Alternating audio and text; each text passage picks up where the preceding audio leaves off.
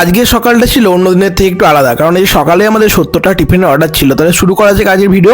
দাদু যেহেতু মাসির বাড়ি গিয়েছে, তাই বাজার হাটগুলো এখন আমাকেই করতে হচ্ছে। তাই সকাল সকাল আজ মুদিখানা বাজারটা করে আমি চলে আসি সবজি মার্কেটে। সবজি বাজারটাও কমপ্লিট করা হয়ে গেলে আমি সোজা চলে যাই অরূপদার দোকানে, কারণ টিফিন প্যাক করার জন্য যে সমস্ত জিনিসগুলো লাগবে সেগুলো অরূপদার দোকান থেকে নিয়ে আমি দোকানে চলে আসি। হাই এভরিওয়ান, আমি Mantu, welcome to another blog. আশা করি তোমার সবাই খুব ভালো আছো। আর একটা ভিডিও নিয়ে চলে এসেছি তোমাদের সামনে। দোকানে এসে সময় নষ্ট না করে সবার প্রথমে ডিমগুলোকে সেদ্ধ চাপে দিই, কারণ এখানে কিছুটা সময় লাগবে। আর অন্যদিকে আমি, তন্ময়, বোন তিনজন মিলে টিফিনের যে প্যাকেটগুলো সেই প্যাকেটগুলো সুন্দরভাবে রেডি করতে শুরু করে দিই। টিফিনের প্যাকেটগুলো রেডি হয়ে গেলে ওদিকে ডিমটাও সেদ্ধ হয়ে গিয়েছিল।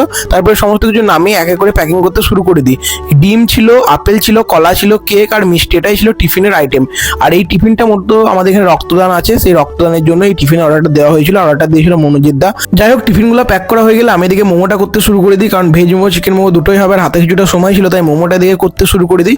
আর মোমোটা করা হয়ে গেলে আমি চলে যাই রক্তদান শিবিরের জায়গায় টিফিনগুলোকে নিয়ে। আর আজকে রক্তদানটা মূলত হচ্ছিল 40তম বিজ্ঞান মঞ্চের দিবস হিসাবে। এখানে পতাকা উত্তোলনের মধ্যে দিয়ে আমাদের রক্তদান শুরু হয়ে গেল। আর এই উদ্যোগটা নিয়েছিল মনোজিৎ দা। আর প্রথম রক্ত দিল আমাদের হচ্ছে ভট্টদা। ভট্টদাকে অনেক অনেক শুভেচ্ছা, আজকের প্রথম রক্তদাতা। যাই হোক, তারপর এদিকে আমার ফর্মটা ফিল আপ করা হয়ে গেল কমপ্লিট। আমিও রক্ত দিলাম, এটা আমার সেকেন্ড টাইম রক্ত। এর আগে আমি বহরমপুরে একবার রক্ত দিয়েছিলাম। যাই হোক, রক্তদান করে তো আমি ভীষণ খুশি। আর আপনাদের উদ্দেশ্যে বলছি, যারা হয়তো রক্তদান করতে ভয় পান, তারা হয়তো ভাবেন যে আমার রক্ত কমে যাবে বা আমার শরীরের ক্ষতি হবে, তারা এরকম কিছু ভাববেন না। রক্তদান করলে আমাদের শরীরে কোনো ক্ষতি হয় না। আমাদের শরীরে যে রক্ত, সেই রক্ত 3 মাসের মধ্যে পূরণ হয়ে যাবে।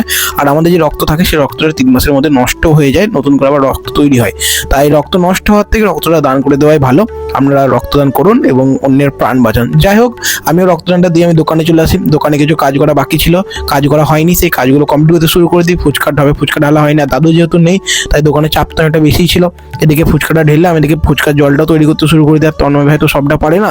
যাই হোক, তাই নিজেকেই আবার সমস্ত কাজটা করতে হবে ওইখান থেকে এসে। তাই তাড়াতাড়ি করে রক্ত দিয়ে এসে এদিকে ধনেপাতার চাটনি, ফুচকার জল আর বাকি যে সমস্ত কাজগুলো ছিল সেগুলো সব করতে শুরু করে দিই। আর এখানে ধনেপাতার পেস্টটা রেডি করা হয়ে যায়। তারপরে আমি কি করি, লেবুগুলো এক এক করে কেটে সমস্ত লেবুটা চিপে লেবুর রসটা ধনেপাতার মধ্যে দিয়ে দিই। আর ধনেপাতার চাটনিটাও সম্পূর্ণভাবে রেডি হয়ে যায়। তো আমি বাড়ি চলে আসি। বাড়ি আসতে অনেকটা দেরি হয়ে গিয়েছিল। এদিকে সবাই ফুচকা বেলতে চলে এসেছিল, মামিরা, দিদুরা। এদিকে সবাই ফুচকা বেলতে শুরু করে, আমিও তারপরে খাওয়া দাওয়া করে দোকানে চলে আসি। আর তারপর বিকেলবেলায় প্রবীণ দাদু চলে আসে ফুচকা নিয়ে। অনেকদিন পর প্রবীণ দাদুর এই ভিডিওটা করলাম, প্রবীণ দাদু খুশি হয়ে গেল। আর তারপর দোকানে প্রতিদিনের সন্ধ্যার মতন ভিড় লাগতে শুরু করে দেয়। এদিকে রোলের অর্ডার ছিল, রোলগুলো বানাতে শুরু করে দিই।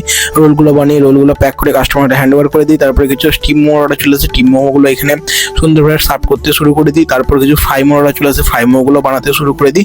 এই করতে করতে দোকান বন্ধ করার সময় চলে আসে। আর তারপর আমরা দোকান গোটানোর জন্য রেডি হই। যাই হোক, আজকের ভিডিওটা এখানে রাখছি, দেখাবো অন্য কোনো একটা ভিডিওতে। তখন ভালো থাকুন, সুস্থ থাকুন, আমাদের ভিডিওগুলো দেখতে থাকুন। টাটা guys, thank you for watching. আর রক্তদান করতে কিন্তু ভুলবেন না, রক্তদান করুন।